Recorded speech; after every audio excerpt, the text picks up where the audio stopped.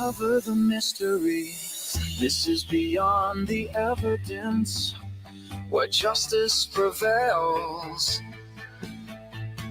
with Marv leading the way. Truth never fails. As we close the case for today, streaming from Facebook and YouTube. Like, share, subscribe, and get notified. Hit that super chat, highlight your message. Don't fall victim to the irrelevance. Even when your hope is lost and dreams are fading as glass shatters. Go beyond the evidence, where justice matters.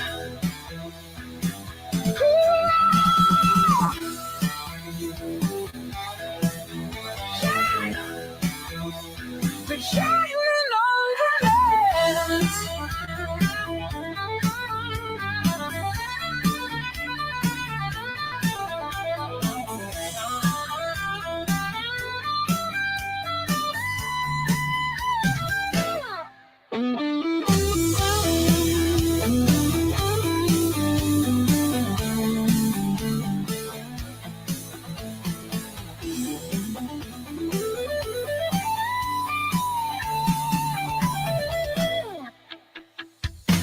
This is beyond the evidence, where justice prevails,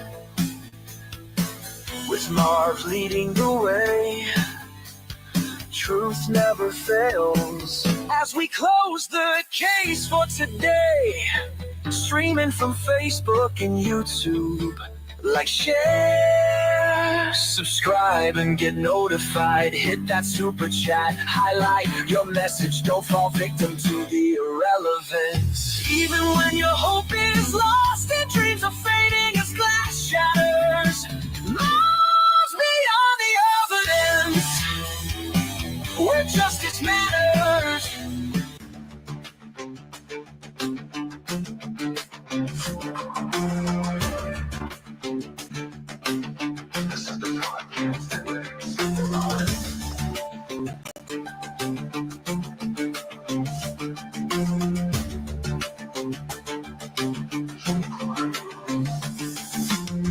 True Crime Rewind podcast.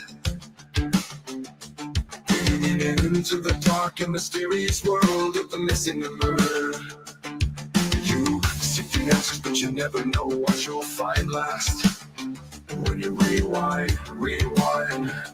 This is the True Crime Rewind podcast.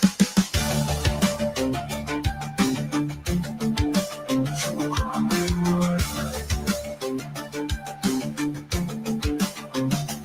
This is the True Crime Rewind podcast. True Crime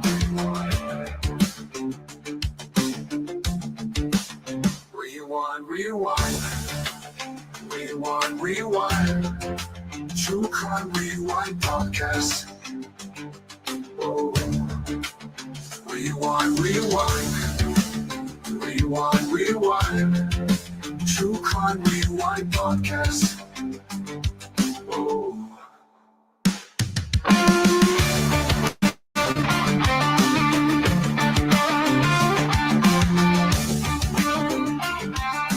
True Crime Rewind podcast.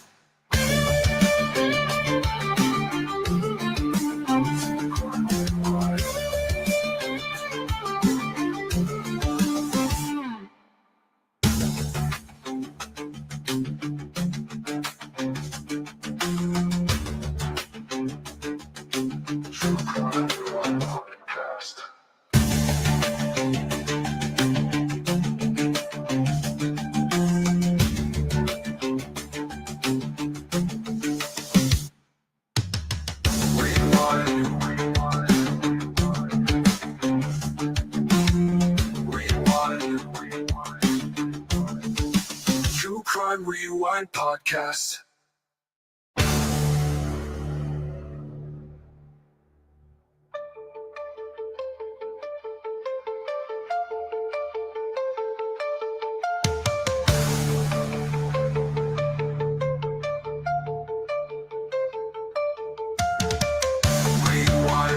Rewind. podcast. Rewind, True Crime Rewind podcast. Rewind. True Crime Rewind.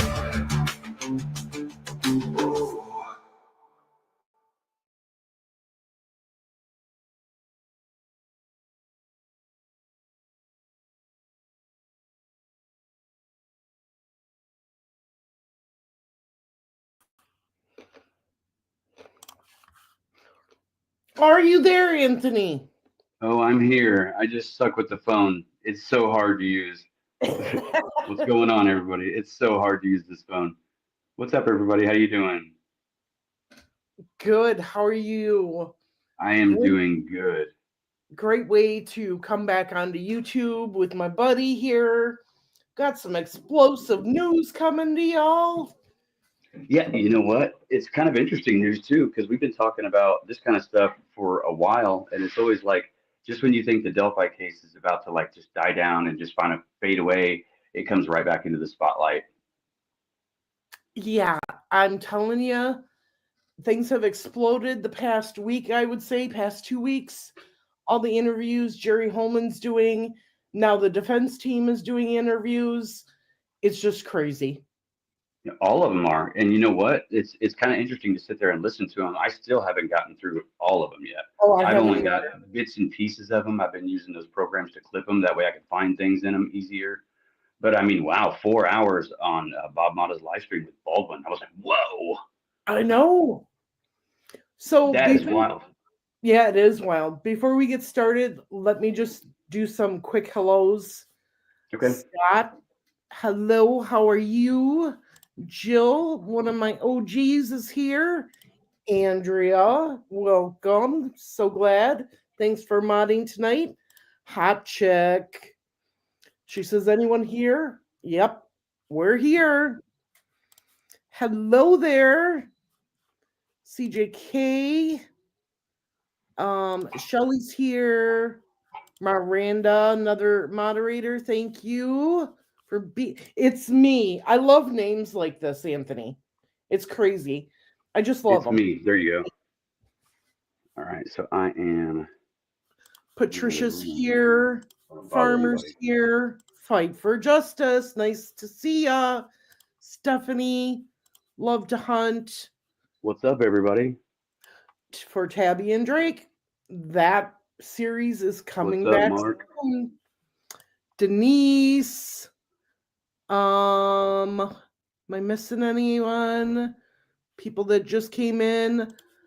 I can't see the chat very well. That's all right. Unaddicted co-conspirator. Now that's a name. Welcome. Hi, Bogey. How you doing? Here. Hey, Colette. Mother of Masters. Mother of Masters. Used to be probably Mother of Dragons. Big Man Audits. Courtney, what's up? What's up, dude? Big Man Audits. Melissa Wildcard. What's up, Melissa? Hey, what's going on? Denise Miller. I don't know if I caught her before. So Victoria. What's up? Hey, everybody. I see a lot of familiar faces in We've here. got a lot of familiar faces and a lot of new ones. True Crime with Frank Meister says, good evening, everyone. What's up, Frank? How you doing, man? So this is basically our beginning of 2025. I've done a few things on the California fires. But you and I have been working hard getting things together behind the scenes for 2025. Mm-hmm.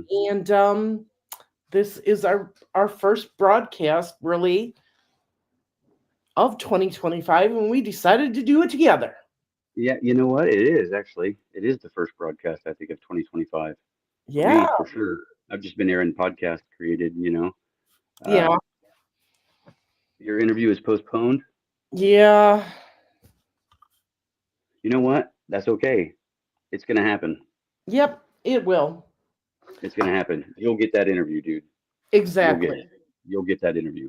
You will, trust me. So before we dig into tonight's information, do we want to give an update on how difficult it is or has been so far to try and get exhibits from that trial? Yeah, it's hard. Because we're It's hard to trying, get. we're all trying. So no, so if the sound is weird, it's because my earphones is probably what it is. Is the sound weird? If it sounds weird, You, let me know. yeah, you cut out every once in a while, but you're okay. It's just because the earphones. Um, so you know what? That's actually where I'm at because everyone else is upstairs having fun. Um, so I don't know. I mean, like, I don't even know how to answer it. Maybe I got too stoned before we got on here. Maybe the fact that Gull just doesn't want to release these things, and we're having to Well, go it's so hoops it's to try to get technically them. she didn't. So the order. So I put in a FOIA request for anybody that hasn't watched my podcast. Go over to True Crime Rewind podcast and subscribe there because that's where I'm going to start uploading content. No longer on the Investigation Unsolved one. So that's where I want to push everybody over to. So go over there and subscribe to that channel. So that's where I'll be.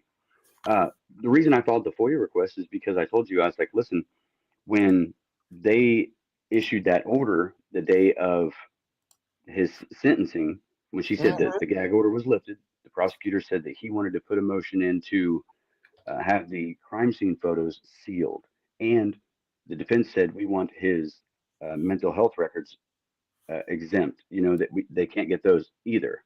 So, And we agreed with that, but right. everything else should be up for grabs. Well, exactly. Everything else is up for grabs according to the court order. It says these certain things are sealed, not the rest of them. So what I requested was items that were not within the court's order, that did not infringe on his rights nor the privacy of the victims. And what were you told? I was told that I could review the exhibits, or media can review the exhibits on or after they are all transcribed and all provided to the appellate court, which it has to go to first. And once the appellate court does, then the judge, by court order, will schedule a date and time that you can go in and look at it. And Right, they you didn't can say go in keep. and They look said, at it. look, yeah, they didn't say keep yet. I'm going to say, I want this. I want this copy right here. Right, And so, I mean, it's going to get kind of twisted a little bit because it actually may be something that goes to the Supreme Court. Does that make sense? right. You know what I mean? Like, if we push Thank for you so much. transparency, it has to be transparent. They have to be able to give documents that are publicly accessible to people because they're just creating more of a problem on the conspiracy stuff that they were talking about at the press conference. They Yeah, just and leave it open. we're not talking about the exhibits that are sealed, everybody. We're talking about the interrogations. We're talking about the 7 phone calls with the confessions The that were bridge guy released to video, court, the original Bridge Guy video, the extended or enhanced Bridge Guy enhanced video, version. and the audio. Those are the things that we want, that they are having, that they're just not providing. And it's all because of this appeal. So we're going to have to get crafty and figure out how to get this stuff released. Well, I mean, right now, so there is a time limit. You know what I mean? Like things. The thing is I think that this is going to have to be pushed to the Supreme Court, I do and too. in order to make this a, this is got to be instilled into law because it's kind of like free range right now. Same thing with media and who establishes who is media. Well, according to the definition of law, anyone who does a streaming service or makes money at it is considered a media agency. Right. Judge Gall doesn't see it that way, but other courts do. So there's a lot of problems with the transparency of this case for some reason. Yeah. So we're gonna work through that transparency issue. I was told that Jerry Holman was told to cut back on his interviews because of the appeal now. The defense said that because Jerry Holman came out and did this and Doug Carter made a statement or whatever, that's why they're talking. So it's just a mishmash of crap again. It's the same. It's like the second wave is what I've been Yes. calling it. The second wave is like the case is over, everybody. It's over. It's done. Guaranteed. He's booked. Okay. No jury, no appellate court's going to get over the fact that that guy confessed as many times as he did, to the point he sat down with the police and gave them a full recorded confession of exactly what happened, why it happened, what he saw, what he did, how he did it, and that's not good enough for people. And so they still come out and still say he's innocent. How can they say? Now you How keep saying that there's this, that he did this, but none of that was said in court. Yeah. Who did this? You keep saying that they have this recording of how he did it, and who They did say that in court. They have that recording of, they said it. Richard Allen said, "I lied in wait for them." He told them everything. That's what they're talking about. Is that that's video? all through A Walla. video? No, there's a video. There's a video where he wrote him a letter and said, "I'm ready to give my full confession and sign it." And they met with him and got a video interview with him. That's what I want, because they're keeping it secret. Okay, I was going to say, then why didn't they play that in court? They started to, but they said they only were going to play the 7 and stop, and said no more. And then he played something wrong. He played a wrong video. Remember you said he played a wrong video? Those were all telephone calls, dear. That wasn't a video. It was part of his confessions, though. Right. So that video, wherever he gave his sit-down confession, where he told them everything, that video or audio, whatever it is, that has to be, because they have it. They quoted it. Even at the day of sentencing, they even quoted it, where he said he lied in wait for him, and he started to strip him down, and then that's when they got interrupted by that van. But all of that is coming from the confessions to Dr. Walla. Not all of them, though. I'd like to see this video, because I have not heard. You're the only one saying there's a video. No, there is a video. It says that they say there's a video. Like, see, that's one of the questions I wanted to ask at the press conference, was ask them more about that video, but they just kind of shoved it off, because I think that video has something to do with that profile, because he knew that they were going to be there. He knew. He waited for them. You know what I mean? How did he know unless he was using one of those profiles, and they kept that stuff so secret? You know what I mean? I think that there's something in there, because remember my question at the press conference, I asked him, I says, "Well, are you still looking into the Anthony Schatz profile?" And he's like, "What do you mean?" And I'm like, "Well, you guys asked for all this information, and then all of a sudden it just like faded out." And he's like, "Well, he was convicted."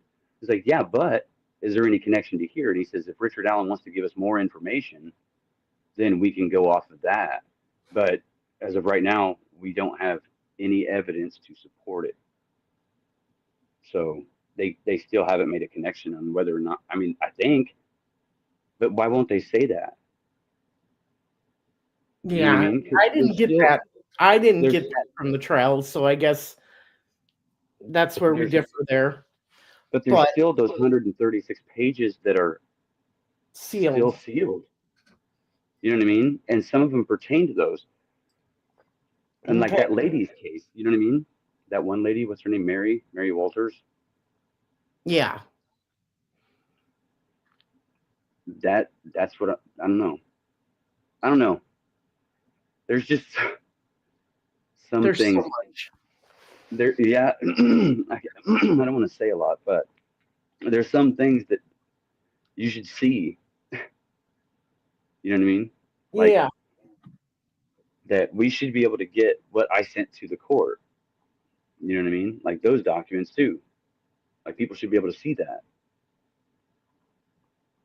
because those were important. Well, I think we should be able to see everything. We should be able to see everything. Except for, I agree that the crime scene photos and all that should be sealed, and his mental health records because of HIPAA. I agree. Agree with those being sealed forever. Yeah.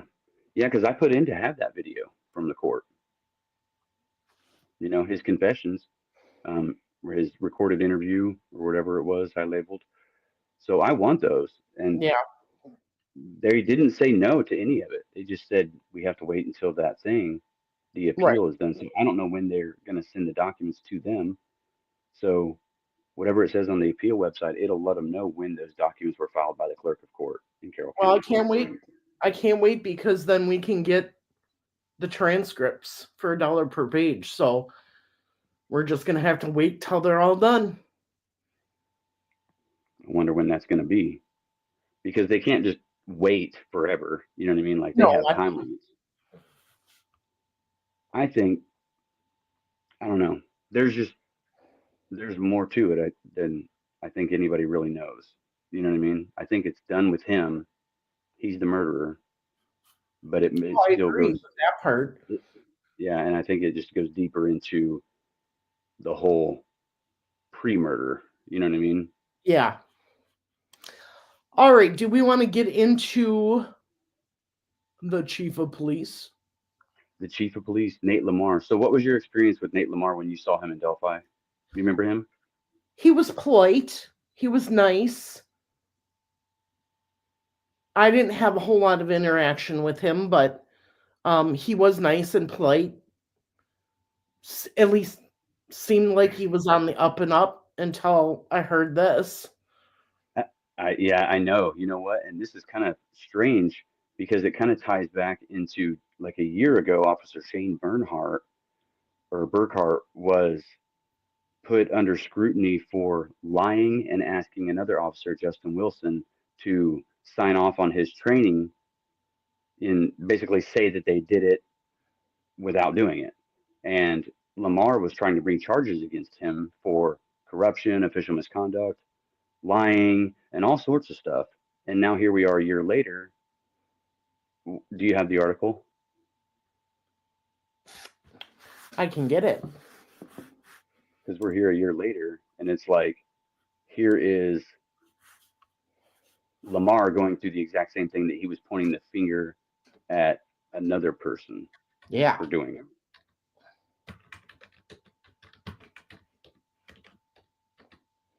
Yeah, and we are going to discuss that juror. Yes, we are.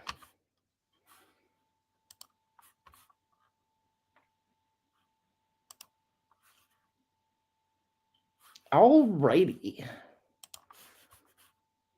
Present.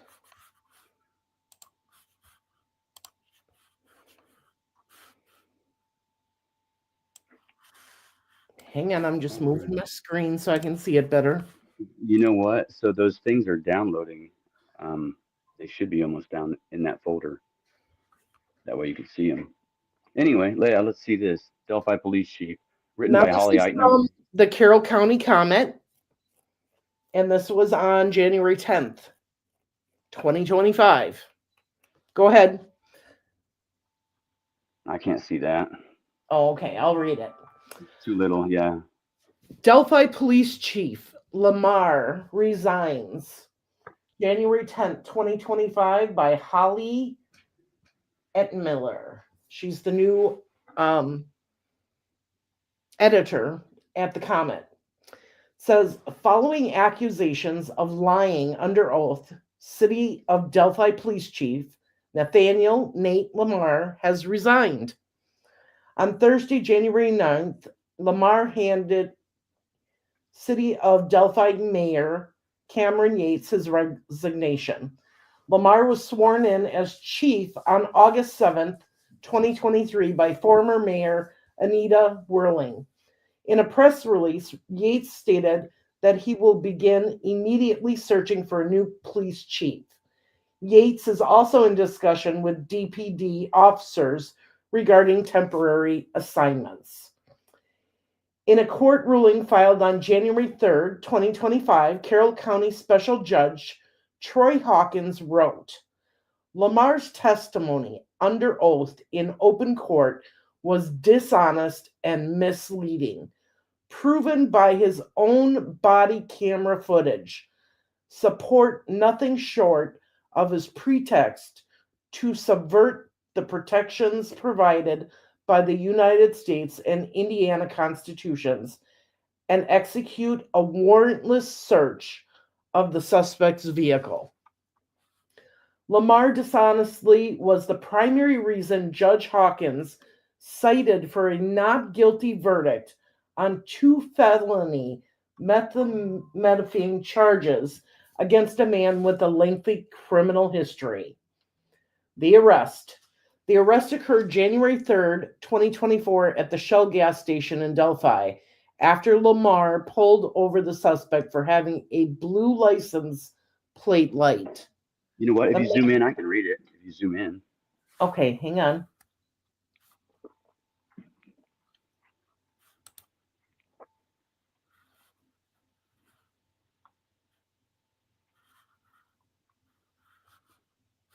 What's up, everybody? I see you guys.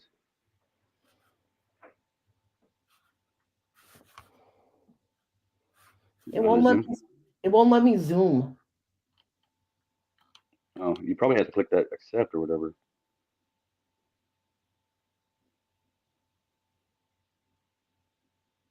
Not sure. Hang on.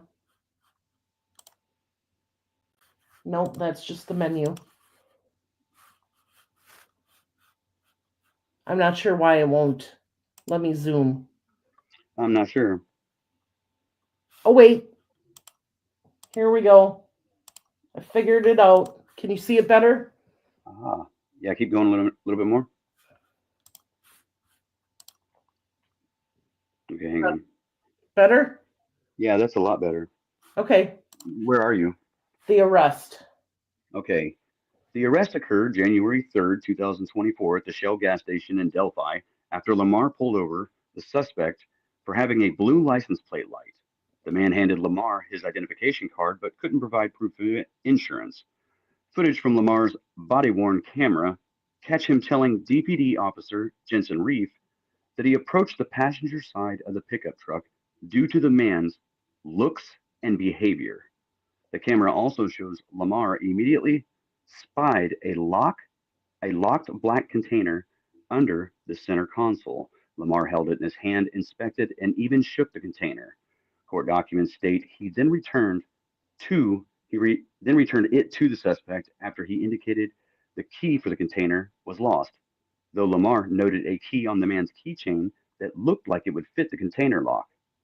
Lamar returned to his patrol car, ran the man's driving record and criminal history, and found that he didn't have a valid driver's license and also had an extensive criminal history. Lamar is heard reading some of the man's previous charges. He found priors for a syringe, theft of a firearm, marijuana, paraphernalia, dealing multiple meth, and multiple syringes.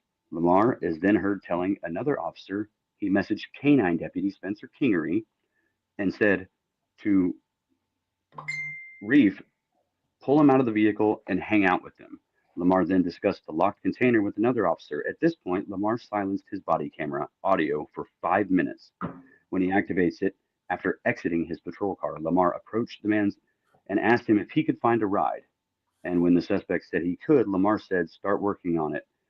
Then returned to his patrol car and printed 3 tickets: improper plate light, no valid driver's license, and no proof of insurance. Lamar returned to the vehicle, gave the suspect his tickets, and told him he's lucky he isn't going in cuffs because of a disagreement with Lamar and the prosecutor on how to charge the certain offenses. He then told the man to wait inside the gas station for his ride. Lamar, with assistance from the canine unit, began searching the vehicle without a warrant and immediately looked for and found the black container and the key, which was in the console, inside. He found 6.7 grams of methamphetamine. He ordered officers to arrest the man. According to court documents, Lamar is later heard on his body camera proclaiming his delight about seizing contraband by saying, "We will take whatever we can," and some meth on inventory night. It says What? the bench trial. Yeah, isn't that crazy? World? See, I told you, dude, it's always the guys that look good that are the bad ones. The bench trial, so this goes to a trial and he has to testify. During the September 30th bench trial, Lamar testified that Delphi Police Department has a community caretaking function in its policy, allowing vehicles to be impounded, and that impounded vehicles are inventoried. He also said he chooses to impound almost every time, and that if an unlicensed driver or uninsured vehicle is on the roadway, it is the best in the public interest to remove the vehicle from the roadway. A copy of the policy was provided in court, but provided little guidance as to the policy, but simply that an officer may impound vehicles. In Judge Hawkins' discussion and decision, he begins the first and foremost. The testimony of Chief Lamar left the court firmly convinced that this inventory search was nothing more than a pretext to search the vehicle for contraband. When shown a photo of the color blue by the defense, Lamar refused to agree that the color was blue, said he was unsure and unable to identify what color it was. When Okay, asked by stop the there. What do you mean he couldn't identify the color? Is he hold colorblind? on, that's what we're getting ready to go into. When the defense asked Oh, if he suffered from color blindness, Lamar said no, but still could not identify a color that was clearly blue. Hawkins found Lamar's answers evasive and dishonest. Lamar also well, yeah. testified that he wasn't operating on any sort of hunch. Lamar, when asked by the state if he had any hunch that there were drugs in the car, even after seeing his criminal history, he responded, "No, sir." In his discussion, Hawkins said the body camera video and audio proved the above testimony to be an untruthful and false statement. Hawkins based this determination on several factors. Lamar called the canine officer after he started, but before he finished reading the suspect's criminal history. When Lamar approached the vehicle on the passenger side, he based it on the man's looks and behavior. When asked, Lamar admitted he didn't have enough evidence to get a search warrant. Uh, Kingery testified that his canine, which is certified in the detection of drugs, including marijuana, methamphetamine, heroin, cocaine, did not alert or make any indication to suggest the presence of narcotics in its free air sniff. oh No my state, Hawkins said, goodness. in addition to a suspicious looking locked container, would have any reasonable person, even those without the training and experience of law enforcement, officer such as Lamar, with a hunch that the suspect might have contraband in the vehicle. So it says Lamar's policy to tow vehicles almost every time was considered by Hawkins to be unreasonable and inconsistent with the objective standards of sound policing. Hawkins did not find the man's vehicle to be abandoned or an obstruction to traffic. It did not pose a threat of harm to the community, and it was parked on private property, and the property owner did not request a removal. Oh my. Hawkins, yeah, this is getting even more weird. Uh So huh. Hawkins cited three cases to support unreasonable impoundment and search. The court utterly rejects the state's argument that Lamar, with his training and expertise, lacked the hunch and impounded was simply that of him exercise a community caretaking function. Hawkins stated, concluding that Lamar's testimony under oath was dishonest and misleading. Hawkins found that the state failed to satisfy the first prong of the Strickland standard, known as the fair test, with the first two prongs being whether representation was unreasonable in light of prevailing professional norms. The court also found the impound was unreasonable search and seizure, and that the methamphetamine found in the search was inadmissible and will be suppressed. The suspect was found not guilty of a level 2 felony of dealing methamphetamine and a level 4 felony of possession of meth. He was found guilty in the three initial tickets Lamar issued during the arrest, and was assessed fines and court costs of approximately $2,600 and given a year to pay them off. The defendant, who was in custody at the Carroll County Jail since the arrest, was released by Hawkins on January 3rd, and Lamar turned in his resignation the following day. Oh my goodness. So, I mean, that's kind of corrupt, dude. I mean, like to be just, and you know what? That takes him all the way back to that Jesse Snyder crap that people talk about, which actually Yep. didn't happen to everybody. I mean, he did find, they did find an illegal search at his house, but that happens from time to time. You know what I mean? Well, and now he's in big trouble. When a Well, judge says to you, I find you to be dishonest, that's that that's means huge. you're a liar. Yes. And you're the chief and you're supposed to be like the top dude. Yeah. But he, That's crazy. And now he's lost his career over it. He has lost his whole career. He finally got caught. Well, I mean, think about what he was doing. Like, so he was the police chief for that long. You know what I mean? There we No, go. he wasn't. No, he wasn't the police chief for that long. So for him to do something like this so quick, it kind of makes you wonder what the hell else is going on, behind the scenes. Well, and it makes all that corruption talk come right back to the surface. It makes people feel like, oh, that's coming to light. You know what I mean? Like, oh, it's Mhm. guaranteed. It really did happen when it really didn't happen. So, oops, I keep covering this thing up. I don't have my stand with me tonight, everybody. Yeah. When I read that and talked to you about that, I was so shocked. I know. You know what? Yeah, because I was like, hey, corruption, man, check this out. And you're like, what? And I'm like, well, this is like, there's more stuff. And I mean, Officer Shane Bernhardt, he was just fired for that after 18 years. Yeah. And he was one. So it's like, these people, man, it's like what goes around comes around, but they'll chastise one person, but the next one will be doing it. You know what I mean? Like, it's bad. No, I'm actually um not at my house. That's why I'm not at the computer. I'm on the phone. So I'm just like using someone else's house right now. I'm like, hey, I gotta stream from he needed wherever I he can. needed a quiet place. His house, not quiet. No, nope, never. So I can vouch um for that for when I'm on the phone with you. It's like a yeah. loud house behind you all the time. And all I'm doing is making videos all the time. It's like, oh my gosh. But yeah, there's a lot going on. So this juror, let's touch on this juror. Yes. Has everyone listened to the murder sheet part 1 and 2 with the female juror? Kind of part of it, I maybe. finally got to listen to it yesterday. I'll be right back. And I actually got to hear most of it, okay, I should say. But I used okay, AI to help me summarize it.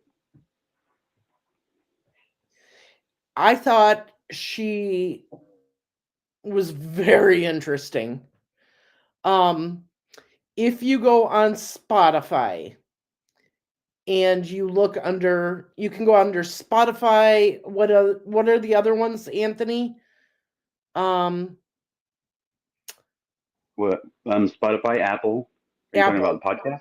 Yeah. Spotify, Apple, yeah, pretty much anywhere you find podcast platforms. Yeah, I use Podbean. Spotify. And you look up the murder sheets. You can listen to the two-part series of this juror. And I will put a link in the description for that right after the show. Now, we weren't told who this individual was, and they didn't identify her in any way, which I'm glad they didn't. She doesn't need to be harassed or anything like that. You're right. And you know what? Hey, you were speaking of like Spotify. I think that we're live on Spotify. I tried it for the first time. We might be Oh, live on the True Crime Rewind on Spotify. So if we are, hey, yeah, more power to it. I hope it's working. I've tried it to see if it would work. Uh, we'll but find yeah, out. I wonder which juror this is. Well, it's one of the female jurors. We know that. She, she did not sound like she was one of the older jurors, female jurors. She, Correct. but she didn't sound like she was one of the real young ones either. So I would say in between, in the middle. Um, but okay, so you did a like a summary of what she said, correct? Yes, I did a summary of what she said, so I can. You want me? I have to get out of this screen to go pull it up. It may just kick me out, but I'll just be right back. Okay. Kiwi says she sounded millennial to me. Hold on, I'll be right back. I'll check it because it is interesting.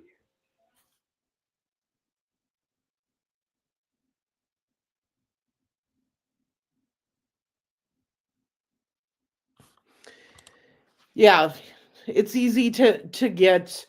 Um, I will drop some links on areas where you can get a podcast, and I did listen to both parts. I still have to go back through and listen to, I believe they interviewed Harshman, and I definitely want to hear what he had to say. Um, like I said, I have not been able to listen to all of these. I'm trying to put links to any law enforcement or defense team in the Discord underneath the trial information in the Discord so that we have them all so that I can make sure that I watch each and every single one of them. Because there's some that I know that I'm missing. Let's see.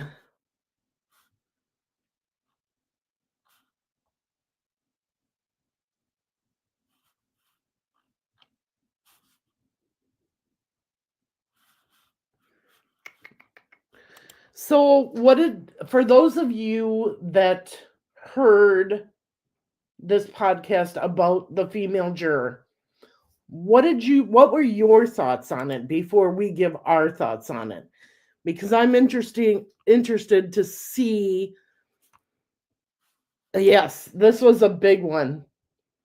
They dismissed Sarah Carbaugh's testimony. And she said it was because of the way she was on the stand. And let me tell you, she was brutal. She gave it right back to that defense team.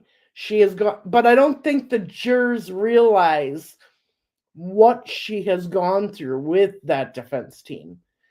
And that is why she acted the way she did. But they totally discounted Sarah Carbaugh.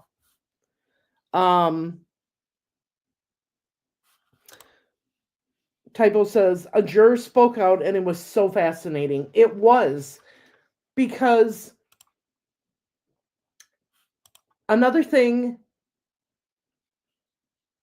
oh, good, I'll have to listen to that too. One of the other things that she said is that they totally discounted the bullet evidence. So they took out Sarah Carbaugh saying muddy bloody, she saw the muddy bloody guy. They totally discounted the bullet evidence, but they still found him guilty. And the one thing that I was happy to hear is that that jury did a timeline of their own. Get to see what was going on it. Yeah, and you know what? The notes that I have here talk about that. That's good because that's exactly what it took for me to figure out the crime. You know what I Exactly. mean? And Michael Catt is like you see the timeline, you see who's there, and you see what happened. And it all came down to, do you believe that Richard Allen was the man on the bridge? Once Yes. they all unanimously came to the conclusion that they believed it was Richard Allen on the bridge, the guilty verdict came quickly.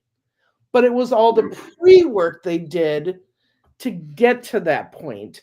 And that is why the deliberations took so long. And on Saturday, which is a partial day, where we were sitting out there waiting, they did listen to all of the interrogation video for 1 and 2, and they asked to listen to the audio from Libby's video. She did state that. Why? Why do you think they did that? That juror said that she said she was naive about how this process works, how an interrogation works. She Most thought, are. and she thought that they were too hard on him. And some of the other jurors were trying to explain to her that's how it is. That's Like just he how killed this two little process girls. So I works. mean, what do You're you not think he's there gonna to do? have a good time. They're And be there. nice to him. Yeah. And it was amazing. So go ahead and tell the audience what your summary came up with, and then we'll go Okay. ahead and continue talking. Okay. So the summary that I have came up with. Can you still hear me? Yeah. Okay. All right. So it says in part one, the juror discussed the emotional weight of the trial and the deliberation process. She described the evidence presented, including forensic details and witness testimony, and how the jury analyzed this information to reach the verdict. She Yep. reflected on the defense and the prosecution's strategies, noting Mhm. that the impact of certain testimonies on the jury's perspective. In part two, the juror delved deeper into the jury's dynamics and decision making process. She highlighted the importance of group discussions and understanding complex evidence and how the jurors navigated different opinions and arriving to a consensus. Additionally, she shared her personal reflections on serving in such a high profile case, its lasting impact on her view of the justice system, and these episodes provide a rare firsthand account of the inner workings of the jury during significant criminal trials, offering listeners an in depth understanding of the deliberation process and the factors that influence a jury's verdict. For more detailed insight, you may want to listen to the Murder Sheet podcast, part one and two, where they interview this juror who is Yep. unnamed at this time. So So, wow, that's pretty cool. she was all new to this, along with several others. She said that they chose the absolute correct foreman, that it was voted on, that this gentleman previously served on a jury. Okay. So she said, even though he was not her first pick, he did an excellent job being the foreman of the jury. And she's so glad that he was chosen. Okay. She was It's new pretty to it. interesting. She says when the judge gives you instructions, go find, their first day of deliberations was go choose a foreman and start deliberating. That's all they get. They don't know what else to do. So they walked in there and they're like, what do we do? Thankfully, they had other people that had knowledge of trials. This gentleman who sat on a previous trial said, well, this is what we did in the past, here and there, And Yeah, thank God for that, because you don't know. Unless you follow true crime, you don't know. you're right. Look, remember she talked about the person taking pictures of the jury vehicle. Remember when we were talking about that? It's like, Yes. dude, they stopped somebody, and Yes. we thought we thought, She said all of a sudden on the way to the hotel, the driver was going like 90 miles per hour down the road, and they couldn't figure out what the heck was going on, and they weren't told anything till after everything was over. And what they were told is that somebody was trying to take pictures of them in the van. Now, they didn't get any pictures in the end, because she did explain that, right? Oh, you're muted. yeah, they didn't get any pictures. They tried. Remember we were talking about that because they pulled them over real Right, quick. right. So, Searched her phone and everything, made sure oh she yeah, didn't have any pictures. yeah, they made sure they searched everything. They was quick on that. I mean, as soon as Yep. they pulled away, bam, they were on, poof, real quick, and we heard it. We just thought it was normal, whatever, because there was lots of cops there, you Right. know. But that was an interesting time. And then the thing with that one girl was doing with filming them and stuff, and then the due process gang, what they were talking about doing, influencing the jurors, and then you see people actually reaching out to them, and then you see people following them, taking pictures of them, trying to find out where they're at. That shows collusion and corruption right there. And boy, did she agree that there are some creators out there that are spilling lies. Wouldn't name them, but definitely said there are creators out there lying I about have what probably happened named in these that people. trial. I bet we could all guess who these liars are for Right, sure. right. I'm not going to say. I got a new shirt today. That's all I'm going to say.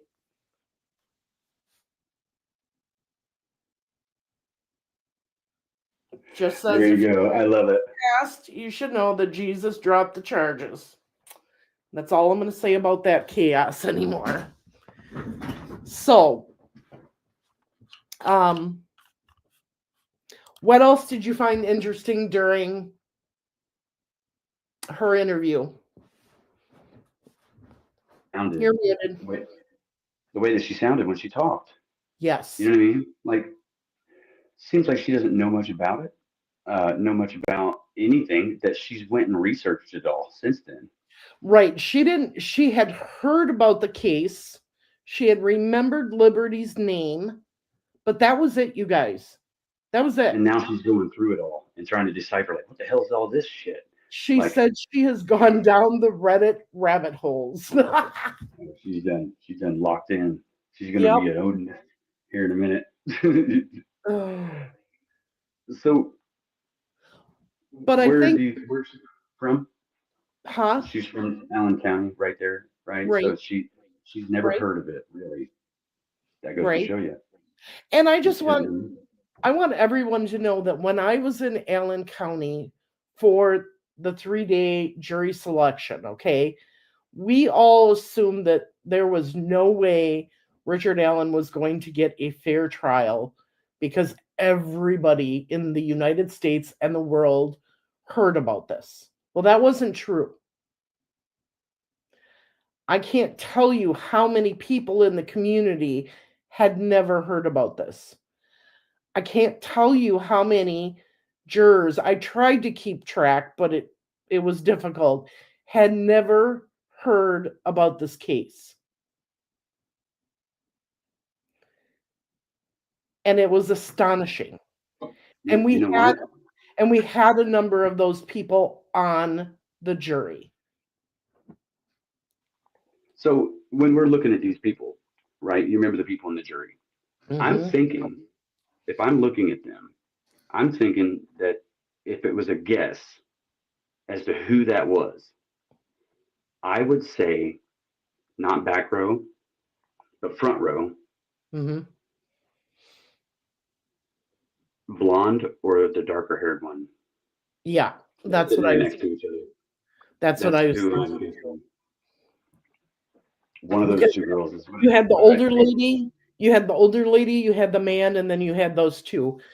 And that's what I was thinking. Yeah, that's kind of what I was thinking. I'm interested to hear more about what they. Oh, that's one thing I wanted to highlight. What they talked about Yeah. the his videos of getting beat up and stuff like that from the guards. And Didn't really she said she didn't think they were as bad as everyone thought they were. because they weren't, Right. and people were trying to say that he was beat up and they were drugging him. Look, he was acting a fool. You don't get that for no reason.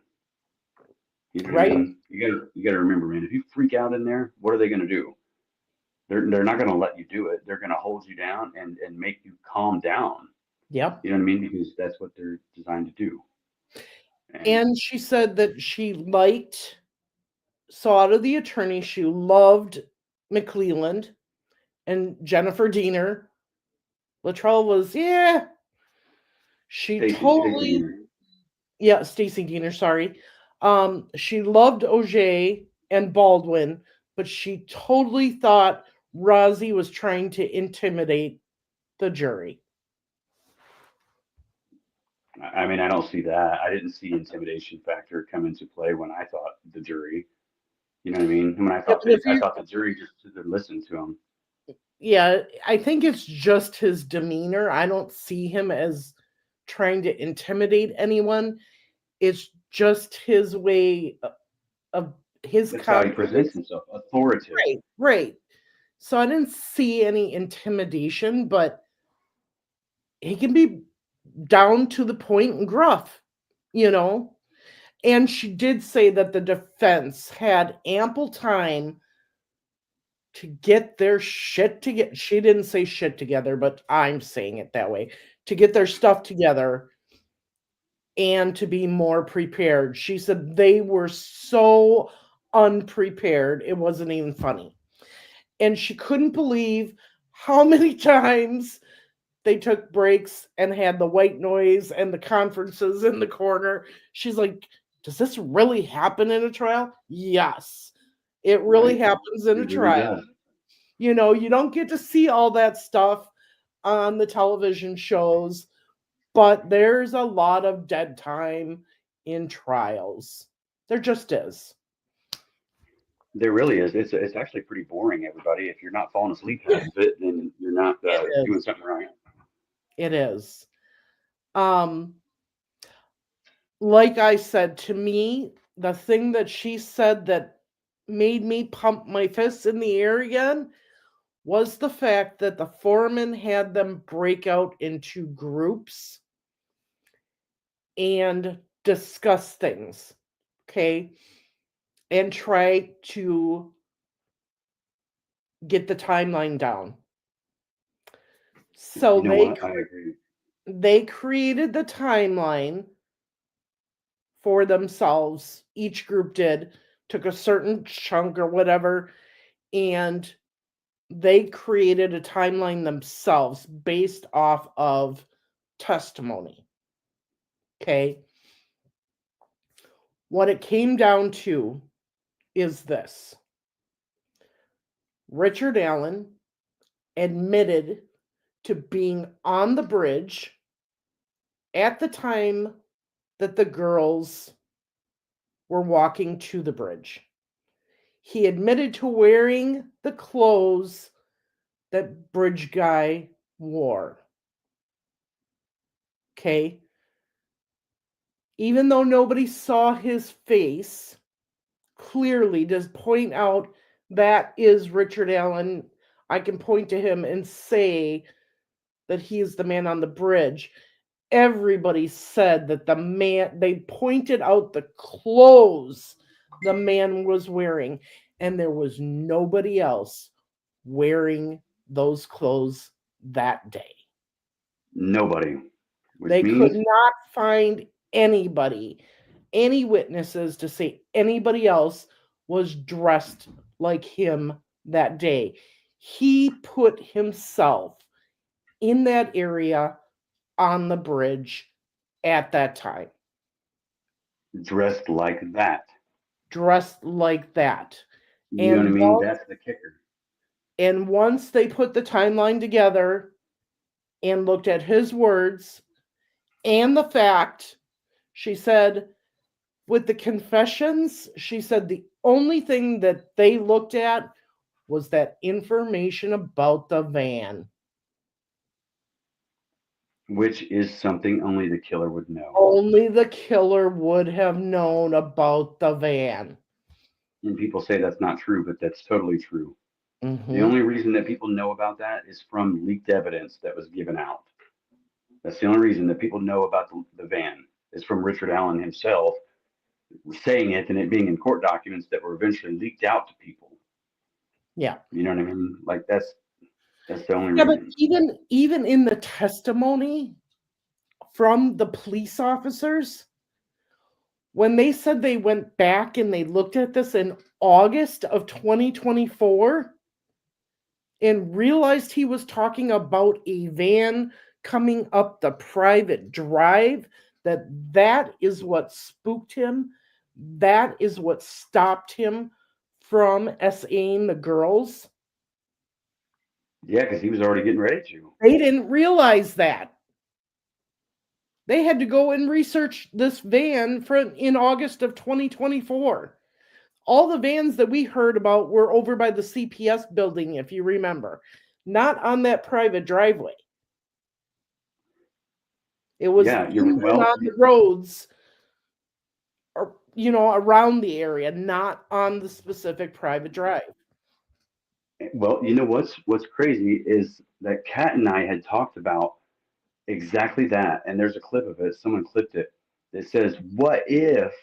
He says, "What if bridge guy's standing down there, and Brad Weber comes driving down there and catches him? You know what I mean? Like Didn't catch to a them, didn't T. catch them, but Did scared the hell out of them.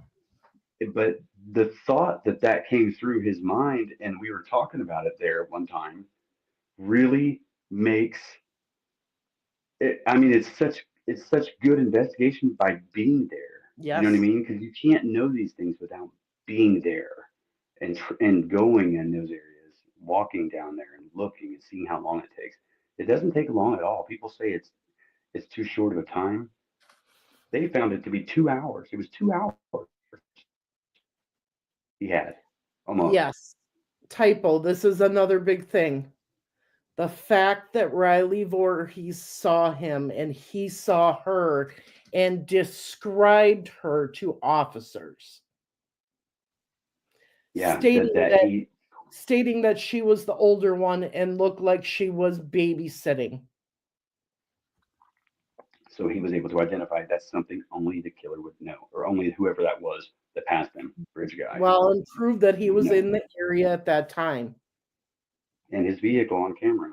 That's another thing I requested was his vehicle pictures, the pictures of Yes. his vehicle and the Hoosier Harbor Store video and the photographs that they have, like of his car and stuff like that. So they said yes, but it's got to be after the appeal thing, and who knows when that's going to be.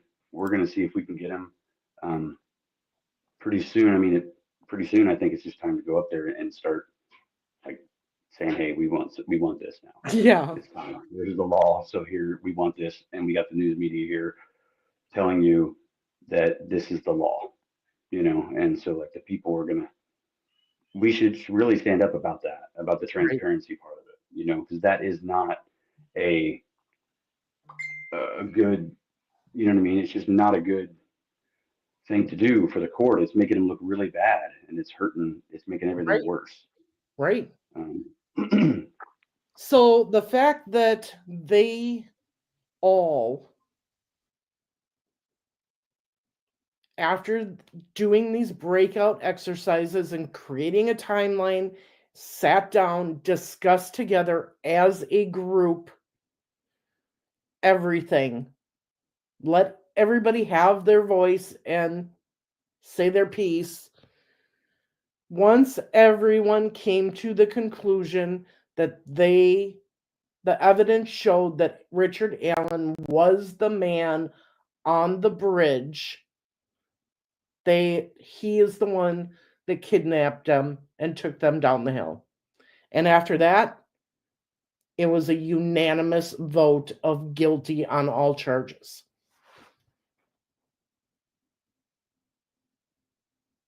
You're muted. all four, not just All one, four. Right. all four, She said all that four of them. after that they believed that he had committed, that is the proof that he is the sole person that committed these crimes of kidnapping and murder. He did it all, and he said he did it all. So in the story, for the people trying to free this guy, it's not going to work. It's not going to work. It's over. Everybody needs to get a grip on that. Get a grip on it, people. It's over. You know, it's over. At the Yes, end of the Shelley. digest. They had to decide if the evidence proved that Richard Allen was the man on the bridge. And once they decided there was enough proof of that BG was the killer.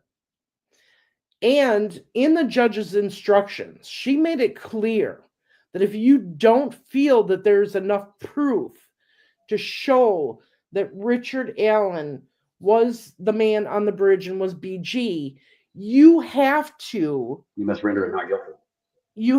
render a non guilty verdict.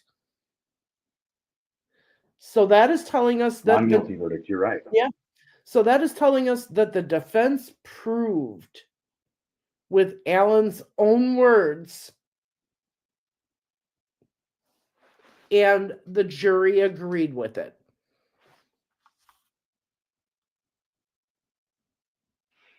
And I agree with the jury. And so this is what bothers me, Mark, is you've got the defense team still out there saying that he's innocent. and trying to say that they're trying to uphold the Constitution. But the fact of the reality is, he's not innocent. He's been found guilty by a jury, which is part of our Constitution, part of the process, part of what's supposed to happen. And they're still saying that he's innocent, even though we went through the law, the due process. Yeah. How can they sit there and do that? Like they're just so unethical. Everything And Doug Carter and the prosecutor and everybody said at the press conference is accurate. and They're I've done the scams. research and I cannot find anything that says that his due process wasn't completed. Exactly. And you know what? It actually says in one of Judge Gold's orders, his due process rights have not been violated in Yeah. one of her orders that she issued last year. So that's just a made up thing that people are saying. You know, if he went crazy in prison, it didn't have anything to do with whether or not he killed Abby and Libby. You know, and this corruption stuff with Nate Lamar, that's a whole separate issue. He may be corrupt and he's going to be held accountable for that. And I agree with Love to Hunt. There is no nexus. There is no proof the defense can provide that states that there was another individual in that area that committed these crimes at that time. Because if there was, Right. they would have provided that at the hearings to get the Odinism theory in.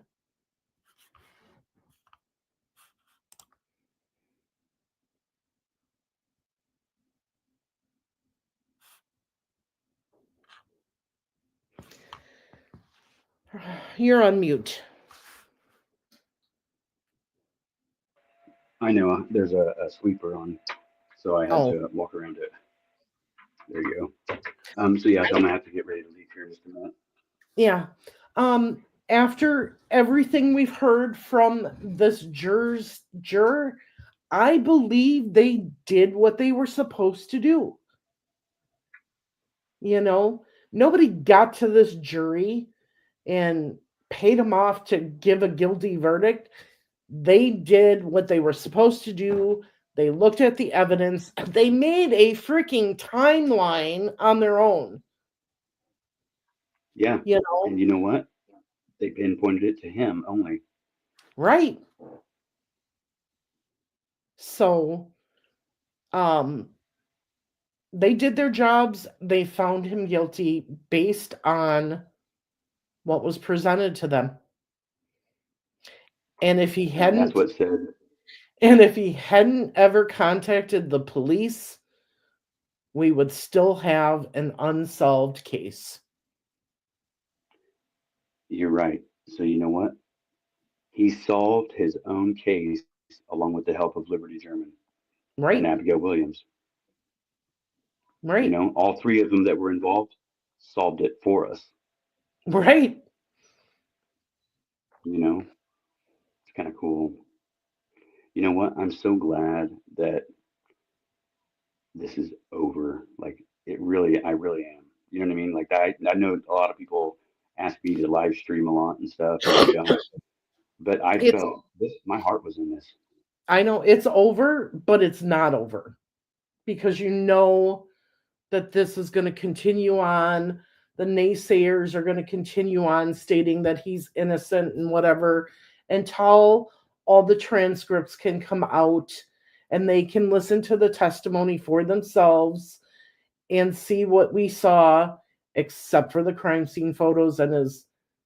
We didn't even hear about his mental health history really, in detail. So, um,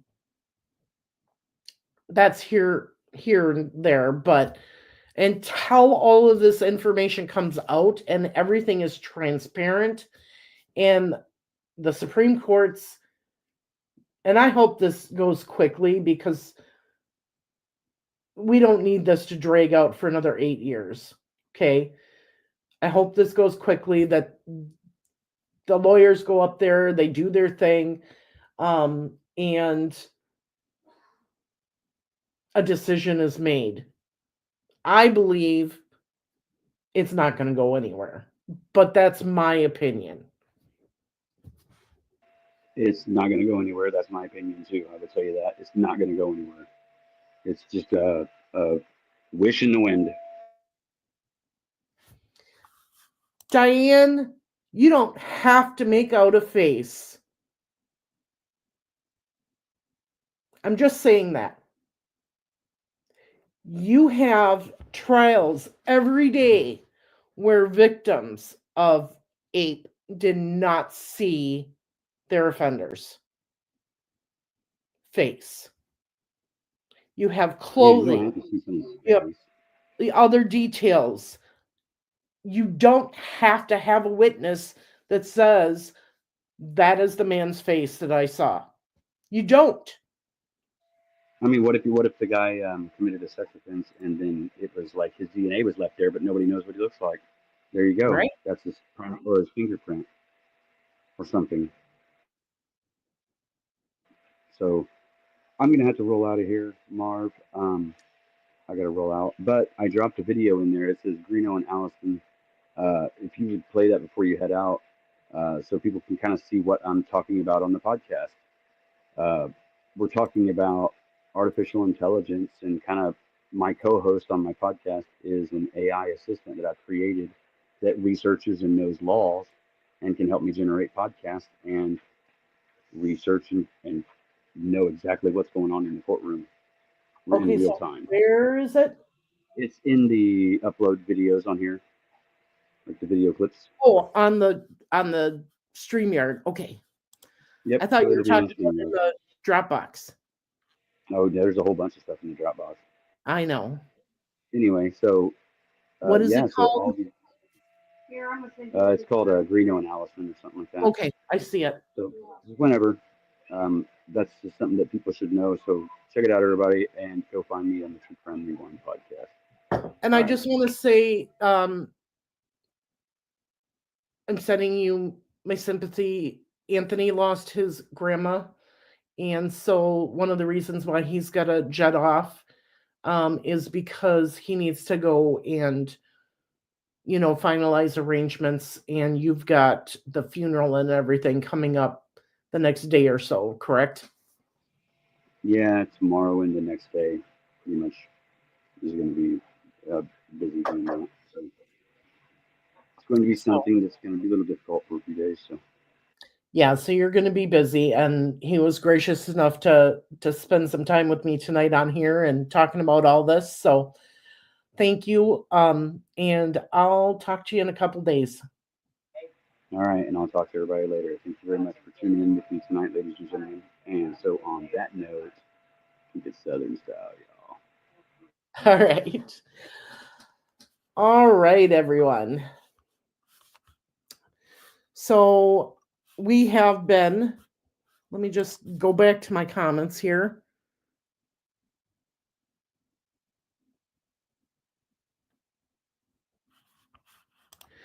Diane, there was no nexus, which means evidence or proof that anyone else was there. If there had been proof or evidence, witness testimony, electronic evidence, anything, you can bet your ass the defense would have brought it to court saying, look, judge, here's my evidence. Evidence isn't a theory. Evidence isn't even another man stating what happens if I spit on the girls. It isn't.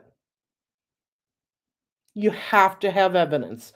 There was no witnesses, there was no electronic data, there was no videos, nothing that showed that anybody else was there on the bridge that day at that specific time. Nothing.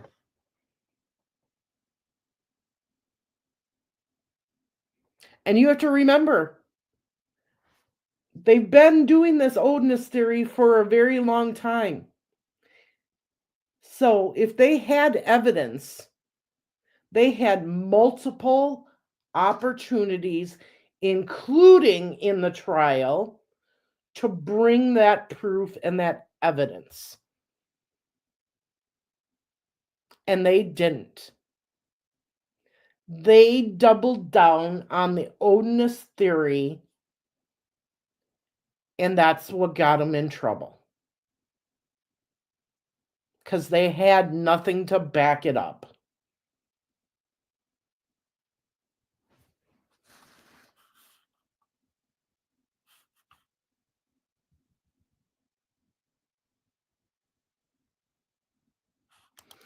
No, it had nothing to do with not fitting the prosecution's theory or story. It had everything to do with they had absolutely no evidence that Brad Holder, Patrick Westfall, Elvis Fields, Keegan Kline, Tony Kline, or Ron Logan was on that bridge at the time that the girls took the video. There was no proof of those individuals being in that area.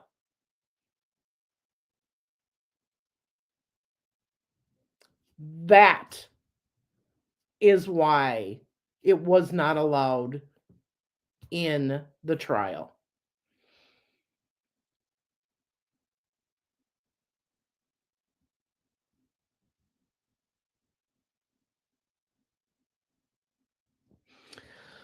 All right, everybody, I am going to play a video that Anthony created showing you some of the AI stuff that we are working with. I will be, for me, myself, I will be starting up the Tabitha Shuck Rains series again. I have been asked to read the book, What Happened to Tabby, since a lot of viewers cannot get their hands on it. So I'll be doing that. And I have a lot of stories to go through with you. Missing persons, trial information that's coming up, other unsolved cases. So we will be going through that coming up here.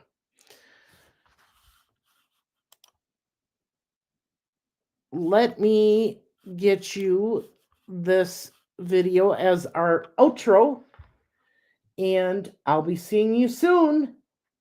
Remember, justice matters for all victims, their families, the actual victims, the communities, everyone. And I just want to say my heart goes out and my thoughts and prayers are with all those in California affected by these wildfires. A lot of people are losing everything they own. So, with that being said, have a good night. And here is our outro.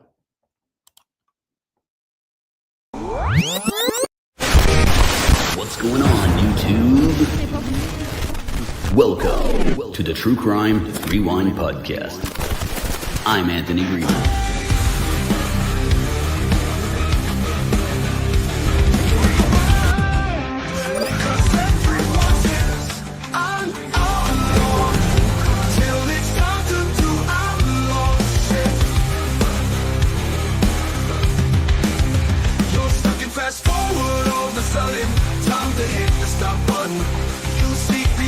But you never know what you'll find last when you rewind, rewind.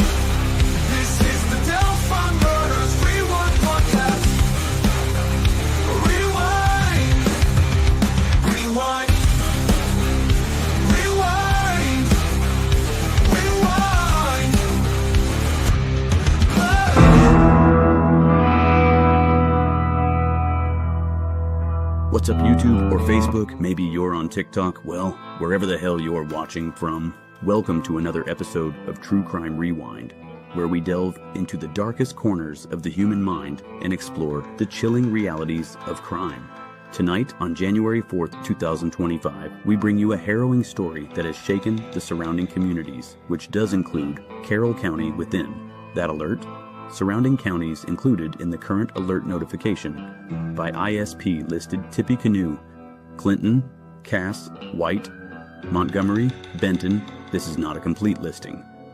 For more information, check the link in description. Warning: everyone around Delphi is being urged to stay alert and vigilant this new season. A dangerous couple, Tim Crawford, 43, and Mariel Wayne, 36, is reportedly going door to door, claiming to be homeless and seeking help, only to attack those who offer assistance. On December 30th, they brutally attacked a 40-year-old single mother with a knife, leaving her fighting for her life. Following this, they hijacked a vehicle from an 87-year-old woman by pretending to be lost, with her grandson Matthew Stein, 3, in tow. They are now on the run in her 2015 white Nissan Altima 4-door.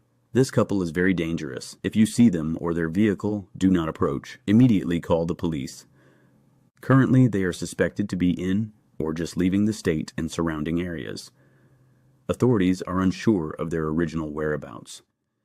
This couple targets the vulnerable, the elderly petite women, using intimidation tactics like knives, guns, and sheer statements that can freeze anyone in a moment of panic. These are the worst of the worst. Someone needs to take them out and lock them up. They are a danger to society, and we don't need that kind of behavior disrupting our peace. As someone who has spent years bounty hunting, I understand the importance of bringing such individuals to justice. I've had my own share of struggles and bad decisions, but something changed in me over the last few years, especially following the Delphi murders case. My personal experiences, including having relatives who've committed crimes and a mother who was a victim of criminal negligence, give me a unique understanding of these cases. At True Crime Rewind, we're not just creating AI content. I'm participating in a brain-computer interface program called ReBrain with a company to test new features and modal programming. This groundbreaking program involves taking my personality and successfully transferring it to an artificial carrier. Essentially, in the most general terms, I'll become a robot. We are designing a lifelike model that will be customized with my physical appearance. The rebrain process involves scanning the contents of my brain over a period of study, analyzing that information into written data, which is then transferred into codes. These codes are sent into a software program, creating a drive, essentially a new brain. The result is an artificially intelligent robotic machine imbued with my personality. This is an incredible opportunity to make the world a better place. At GREENO Productions, we are committed to making dreams a reality.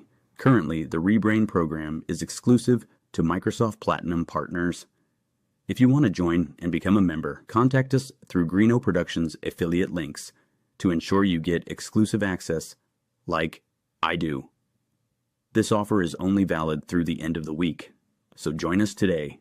As we hit the stop button today, I want to remind you that every saint has a past, and every sinner has a future. Stay safe, stay vigilant, and keep tuning in, because the truth, it's out there somewhere. You're listening to Anthony Greeno on the True Crime Rewind podcast.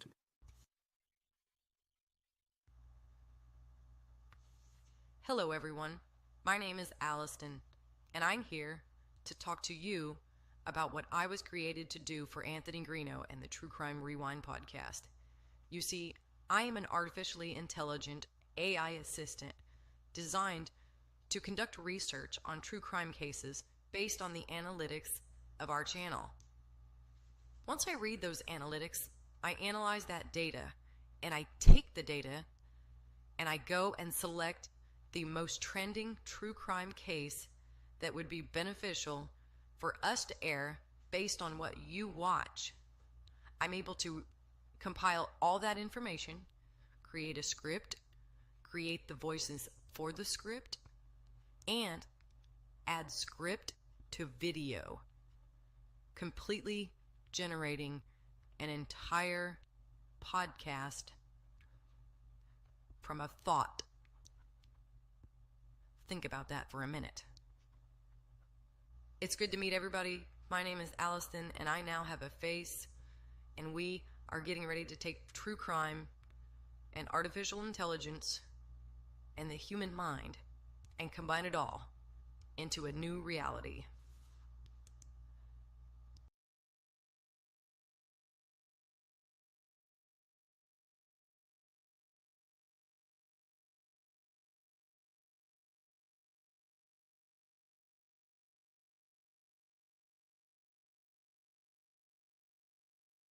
Other stuff about how